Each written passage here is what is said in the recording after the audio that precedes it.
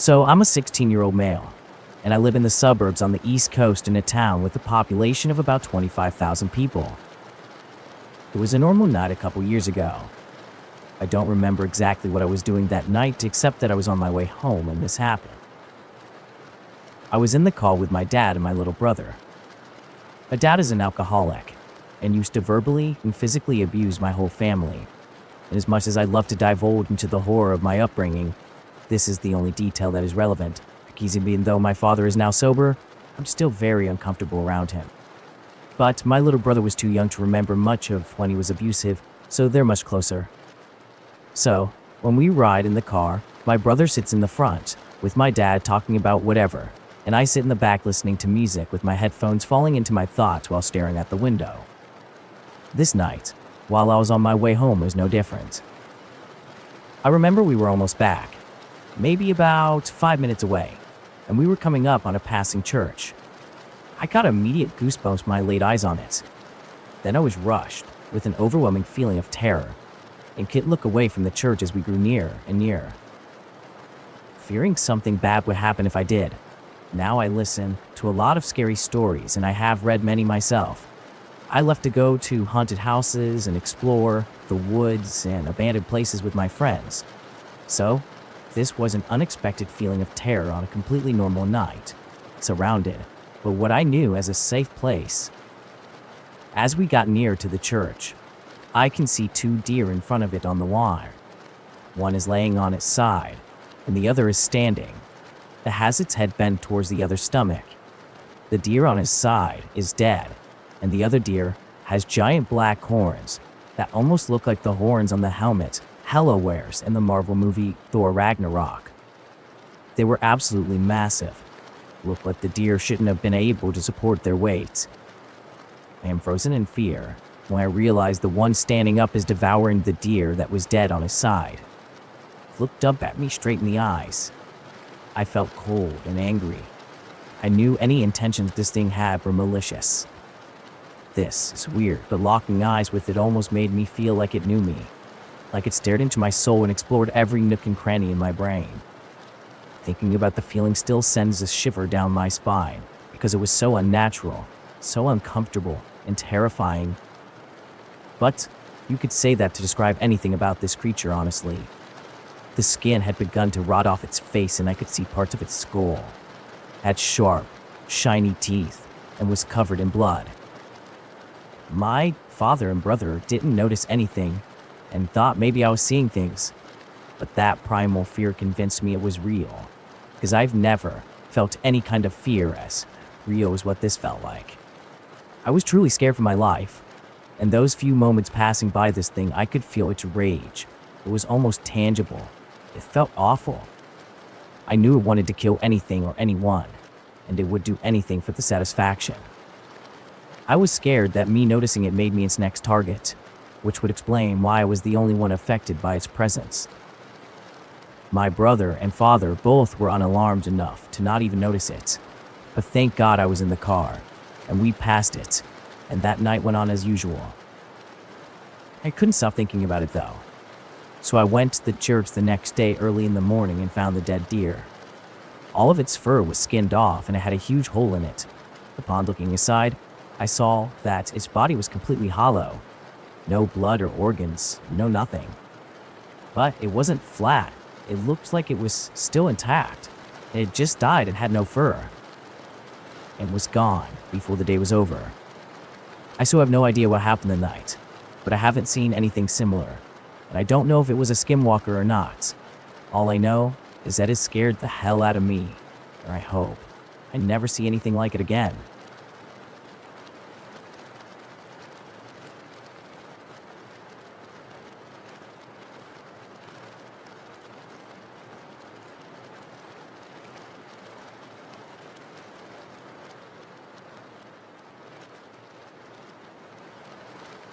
I grew up in a rural farming village of about 5,000 people in northern Canada.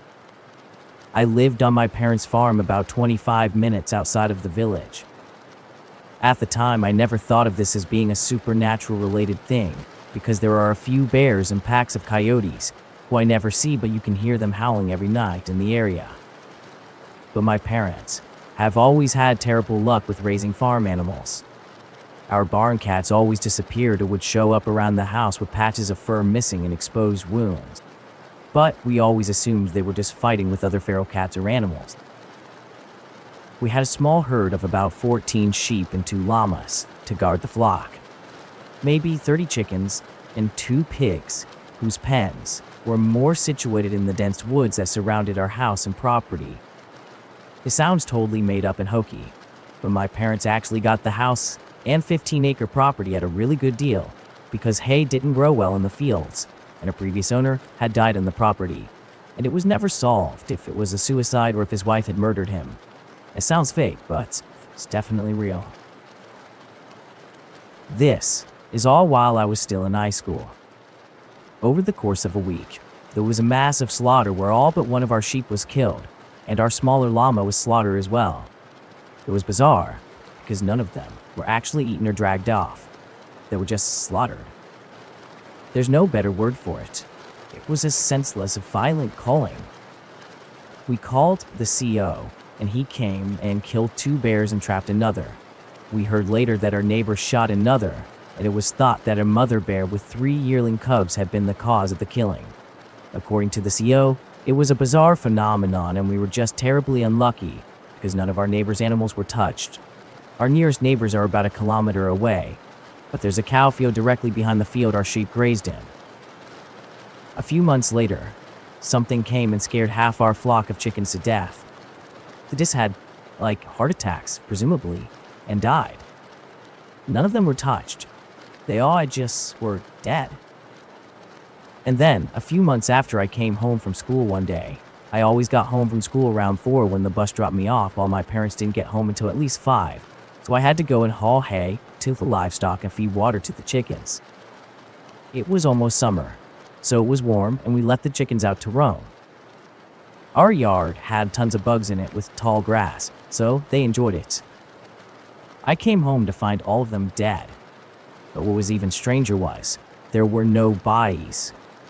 I searched the yard and the field, but there were only individual piles of feathers. No blood, no guts, no bodies. It looked like they just combusted where they stood into piles of feathers. There was some slobber on a field of feathers, so I just assumed a coyote got them or something, but it always seemed really bizarre to me. There was no blood or anything like that. Literally just piles of feathers dotted around the yard. Nothing ever touched our pigs though, but sometimes I could hear them screeching and squealing at night and running full force around their pet from my window. They were decently far from the house, but they were loud. Often they would break out of their fencing and my brother and I would have to find them hiding somewhere around the yard. Soon after, my parents had them slaughtered for their meat because the repairs and getting them back in their pen was becoming too much for them to deal with. I also got the feeling of being watched for years from those woods. that were around our house. Any time I will go by near them, I swear I could hear talking coming from them. It sounded almost like an old TV or newscasters or something. Sometimes when I visit that house, I still hear the talking. It's kind of creepy. I'm not sure if it was a Wendigo.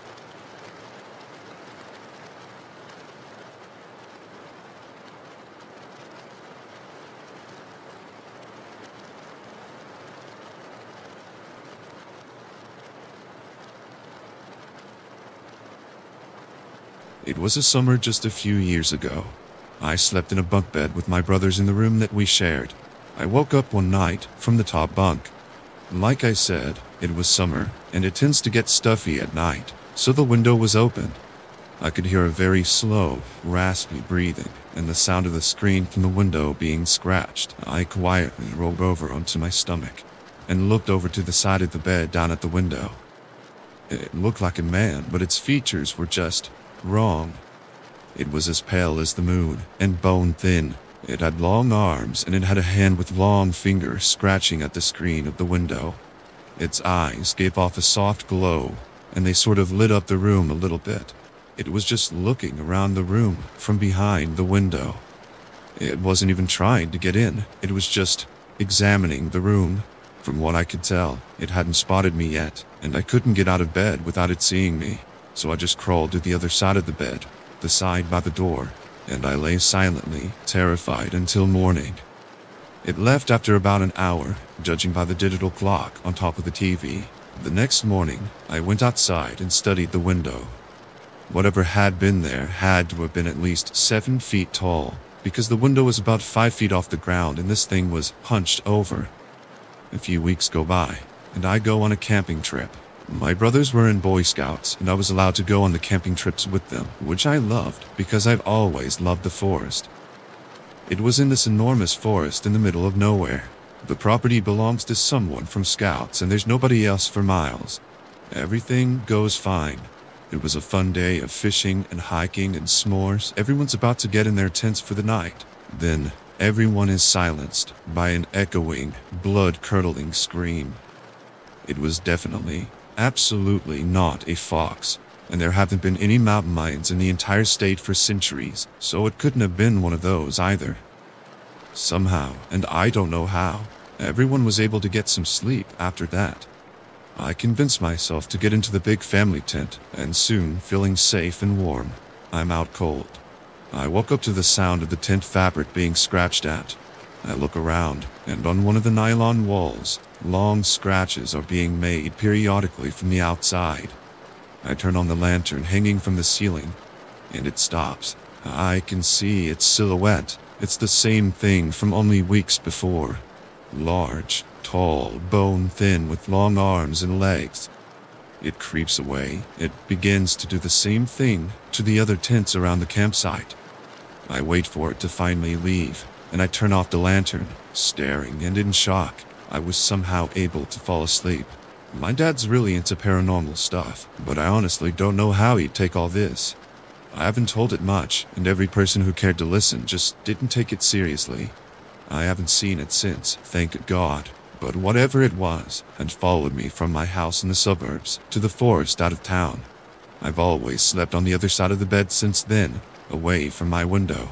After doing some research, I think this mostly matches the creatures known as skinwalkers or maybe a wendigo.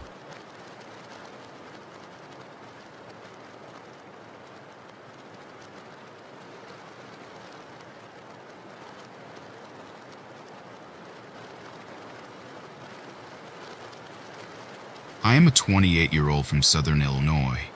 However, my story happened back when I was 12 years old.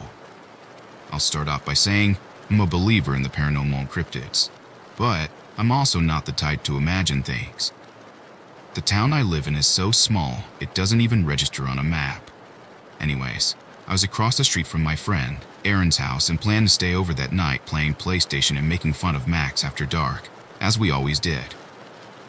Aaron was a year older than me, and his backyard had slowly descended into inclines that didn't look very steep unless you were standing at the top of it or at the very edge of his backyard.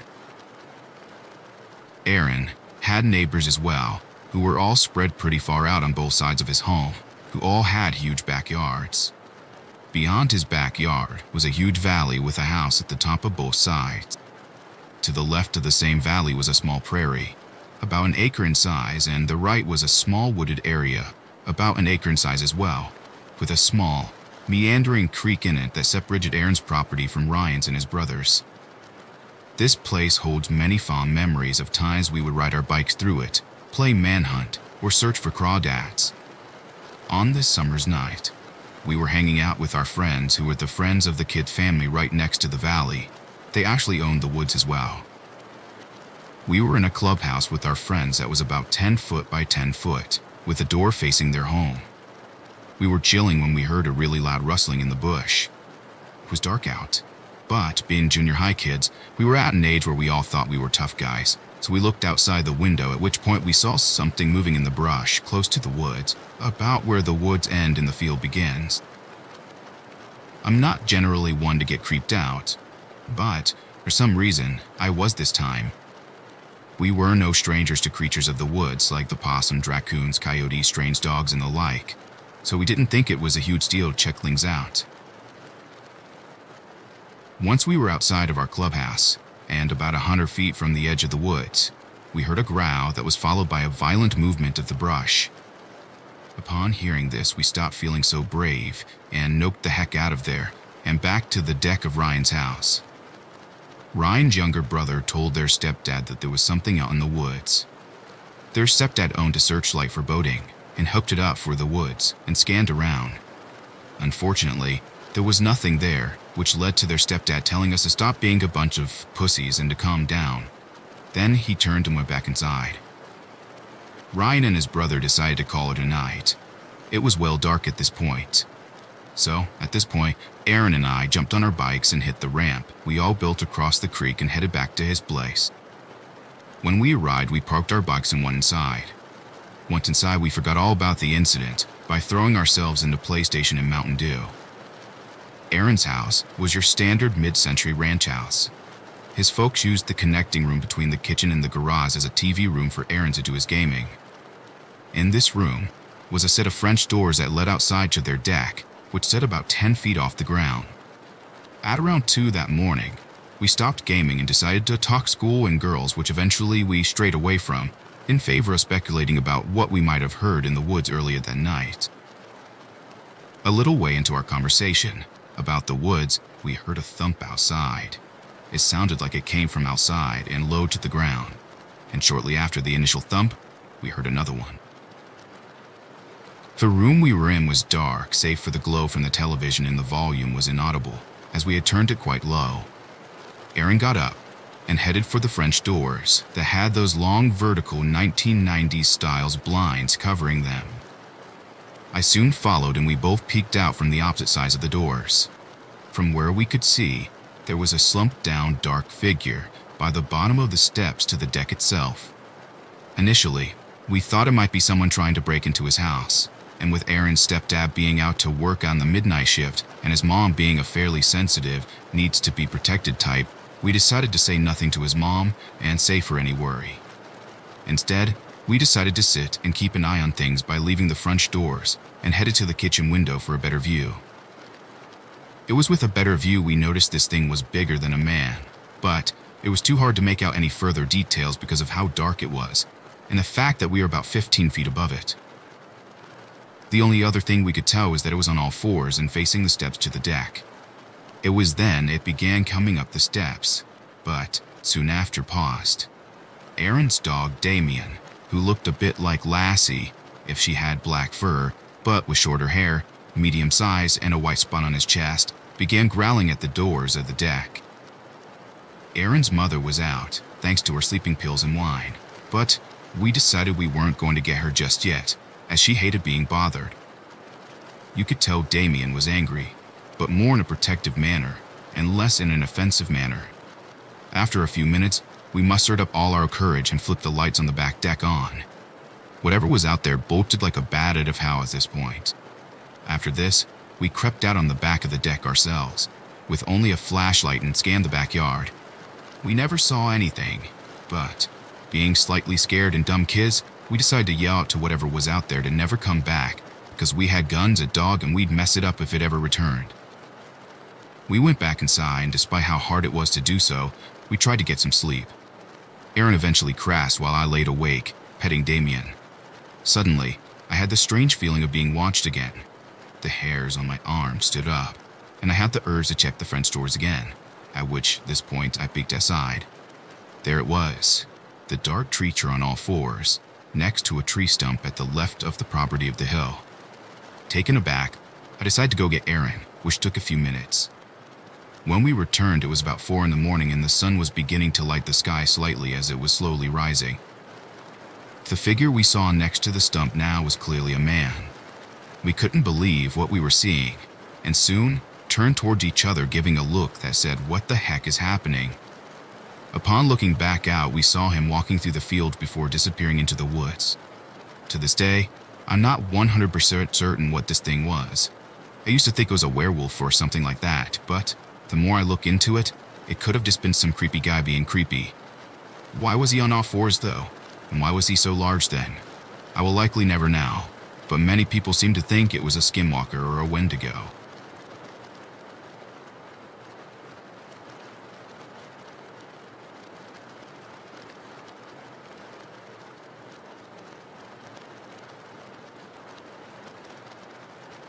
I used to read those old Darren Zanko ghost story books as a little kid, and I remember being freaked out by one in particular, about a Wendigo. It was about a woman who had taken a Wendigo's bones, and another Wendigo had broken into her house to get them back. It terrified me. Since then, I've had a massively irrational fear about Wendigos. My brother and I grew up on a rural northern Canadian farm surrounded by dense woodland, fields, and a large swamp with no neighbors for at least a kilometer. Out by the swamp, which is half surrounded by forest and half surrounded by a field, there's a shack that sits halfway planted in the ground. It always gave me bad vibes. My mom said it was probably used to store preserves when the house was built in the 1800s. But it still scared me. I would swear that something unnatural lived in it, but my mom would always try to tell me that there was nothing to worry about. My mother is a biologist and an avid nature painter. She loves finding skulls and things like that to paint on or just collect and study. One day, during the summer of 2010, while walking our dogs with my brother, she found a large skull that she thought might be a wolf or a bear's. It still had meat and gore on it, so she took it and put it in a trash bag and left it hanging on a tree next to our house. The thought behind this was that the meat would rot off and she would identify it. She put it on a tree so animals wouldn't get to it. Like when you take camping safety and they tell you to put backpacks and stuff into trees. She left it all sitting all summer. I'm still not sure why she never went back to grab it. Maybe she has figured it would be too gross to open. But I saw it sitting out in that tree all summer and fall. In October 2010, when I was barely 15 and my brother was 11, we got a copy of Fallout New Vegas. We were obsessed and would play it till 3 or 4 every day. Our couch is in the center of our living room, with the TV in the front of it and a desk, chair, and easel where my mom paints behind it. In front of my mom's desk, there's a large window, and beside it a door that leads out to our back deck. One night, at maybe around 2 a.m., we're playing our game and we hear what sounds like walking on our back deck. The wood is thumping under the weight of something that we can hear. The boards are creaking. Being the shitty older sibling I am, I tell my brother to go over to the window and check what it is, saying it was probably just a coyote or something like that wandering around the house. He walks over and immediately starts freaking out. He runs and locks the door. Living on a farm with no neighbors, my parents always leave our doors unlocked. He runs back to where I am sitting on the couch. He says it's a monster. I'm too scared to go up and look. It's very dark outside, but I swear I could see a massive form standing outside the window, with intent eyes so lit up, the reflection on the TV screen. It looked like it was standing on 2 legs, with long arms. I couldn't see a lot of details and looked back, and I'm glad I didn't. We sat there, trying not to breathe or break eye contact with this thing, worried that if we did, it would find a way to get in and attack us. The thing does not make any sort of movement, that eventually, I say that we're probably imagining things and we should go back to playing our game. I just wanted to make my brother feel better and to try to distract myself. But the entire rest of the night I could feel myself on edge, willing myself to not look back out that window. We wait until the sun starts rising before finally going to bed. Growing up there, I often got the feeling of being washed in the woods when I'd let the dogs out to pee at night. I was always too scared to leave the safety of the house and would stand in the doorway, listening to the woods until the dogs came back to me. I don't know definitively what it was, but my brother and I will always swear that it was a Wendigo.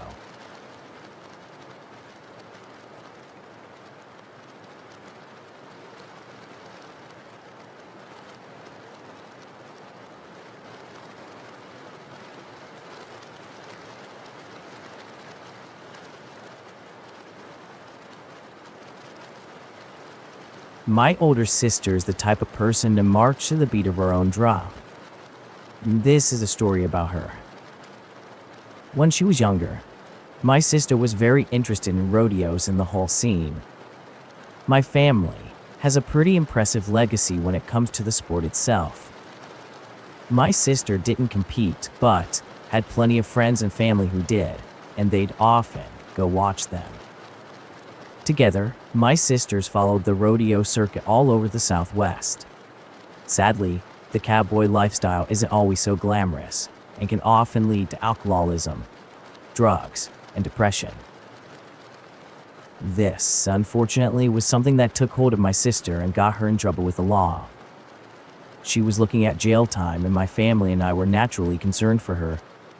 This being an unusual thing for my sister to fall into and completely out of character for her, my mother went to a local medicine man to see what we could do for her. The medicine man decided to have a ceremony for my sister. On the day of the ceremony, the medicine man and his wife showed up a little past dusk. They came into our home, and we served the food we had prepared for them. Everyone chatted, and soon after, we all finished cleaning everything up and began the ceremony. All present sat down in a large circle in the living room. The medicine man sat on the far west side of the room. My oldest sister sat to his left. In the center of the circle was a large pile of sand that had been smoothed out on top of where my uncle had got his coals from and fire and placed them on the sand. My medicine man proceeded to pray in Navajo and sing songs of blessing. This lasted into the night, and at the height of the ceremony, the medicine man told my sister they would need to go outside and pray in the darkness. She was instructed not to look around as he sang and to keep her eyes on him at all times. The medicine man, my uncle, and my sister now headed outside, at which point the medicine man began singing into the darkness. My sister was trying to keep her focus on the medicine man when she heard a whistling in the darkness that made her sick to her stomach. It's important to understand our elders teach us of our creatures' taboos at a very young age. One of the biggest things they stress upon is to never whistle at night. Thus, when my sister heard whistling in the darkness, fear gripped her heart. My sister became so afraid that tears began welling up in her eyes. The whistling grew louder and louder as though whatever was whistling was moving closer. My uncle, who was also outside during the prayer, admits to being afraid as well. However, he said he wished to be there for my sister. What he claims to have seen is even more miraculous. My uncle claimed as the medicine man sang, he saw a bundle come from above. The eagle feathers the medicine man had up opened like a hand. The bundle gently floated into the feathers, at which one point the feathers closed around the bundle. After this, the medicine man stopped singing and they all went into the house.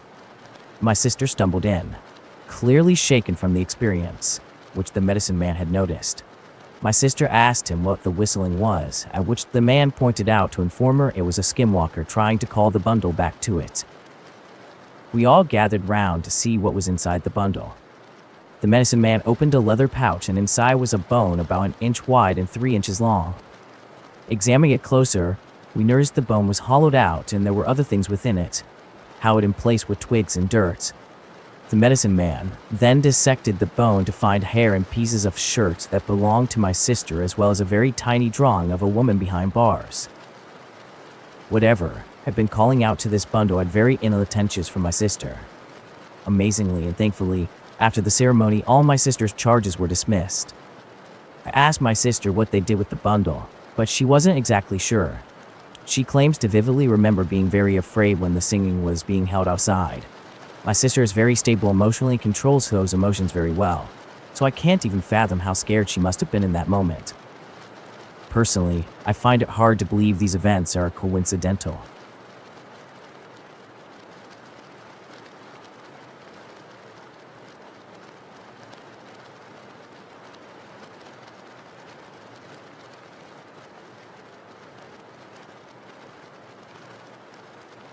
After a stressful day of work, I had gone over to my friend's apartment to shoot the breeze, eat some food, and play some games on my friend's PS4. It was getting late and I had to be up fairly early the next day. My friend walked me to the parking lot to my car. There was no one else in the parking lot, just us two. As I was unlocking my car, a dog walked out from the side of a nearby building about 20 feet away. It came fully into view and stopped to look at us. It was a little bigger than a standard Great Dane. It was all black with long hair that appeared to be falling out in clumps. It had long ears and a long, scraggly tail. I remember making eye contact with it, had dark, maroon-colored eyes. And in the moment we locked eyes, it smiled at us. But instead of a dog's lips going up and back, the lids went slightly sideways and I saw white human teeth. I recall suddenly getting a feeling of dread and fear. I felt like it was something disguised as a dog pretending to be a dog. But it wasn't a dog. I'm certain of it. The energy coming off this thing didn't feel like a dog. I don't know how else to describe it, but my hair went up on end. It turned around from us and began limping slowly back around the corner from where it had come. It seemed to have most of its weight on its front 2 legs, walking with a hunched back. When it was limping away, I noticed its rear left foot was wrapped in blue gauze, and the foot looked very odd. The heel was actually parallel to the ground. I'm unsure if my friend saw exactly what I saw, but she suddenly said, "It's leaving, let's follow it," and she ran after the damn thing, right after it disappeared around the corner. I remember being scared for my friend, so I went sprinting after her. I rounded the corner to find my friend looking around confused. The dog thing was gone. At the rate that it was walking and limping, and giving the close proximity to us, which again was no more than 20 feet, there was no way it would have disappeared that quickly. The air was suddenly extremely cold, even for South Texas in January. My teeth were chattering and I told my friend to quickly go back to her apartment, lock the door, and stay inside. I wondered that this thing was not a dog, and I told her I'd text her when I got home. Once safe at home, I texted my friend and thought that it was going to be the end of it. But even as I settled into bed, my heart was racing. It didn't help that around 12 a.m. there was a low whistling right outside my window. My neighbor's house is not too far from mine, but they're good people and there is no logical reason for them to be that close to my window at night, whistling. I didn't make any indication that I was aware of the whistling. It wasn't even musical, just the sort of like someone just whistling to try to get someone's attention. I didn't make any indication that I was aware of the whistling. It wasn't even musical, just the sort of whistle someone is giving if they're trying to get your attention. Eventually the whistling stopped and I heard nothing else. I had trouble sleeping that night. I haven't seen or experienced anything like it.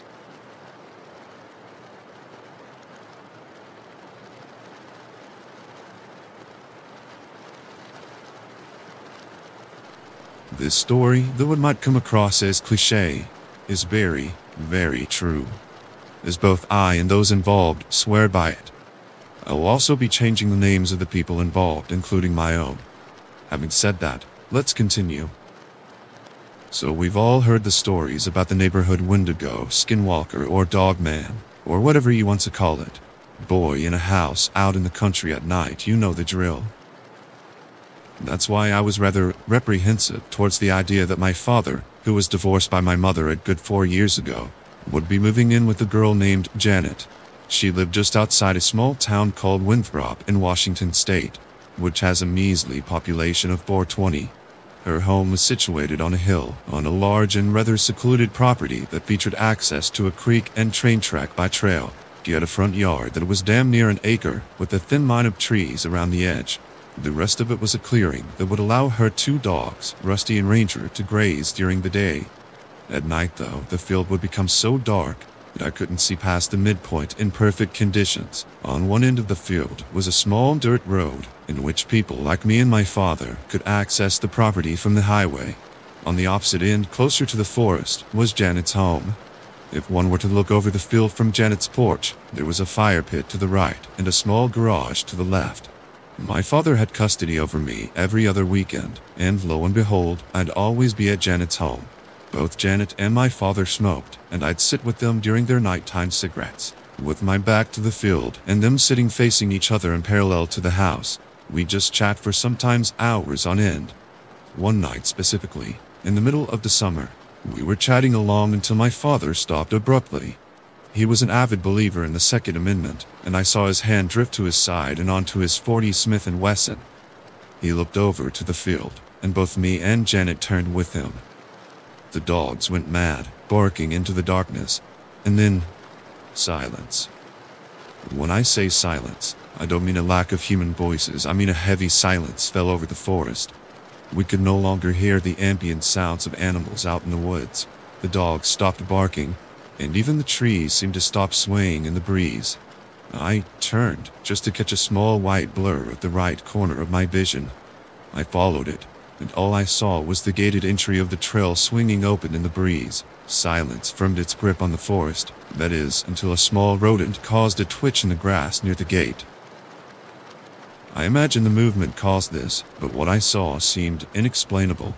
A white, humanoid figure that couldn't have been more than 5 feet tall with the glowing eyes of a predator sprinted and grabbed the rodent from the grass, rolling over it and eventually slowing to a stop. It took the rodent in hand, tearing it in half. When it made eye contact with us, I swear I heard what I thought sounded like Janet pissing herself. Her being the only one familiar with these woods, I took that as a sign that this was no common occurrence. We sat for what felt like hours, keeping eye contact with the monstrosity that sat before us. Without warning, it turned sharply and exited at full speed through the gate and into the woods.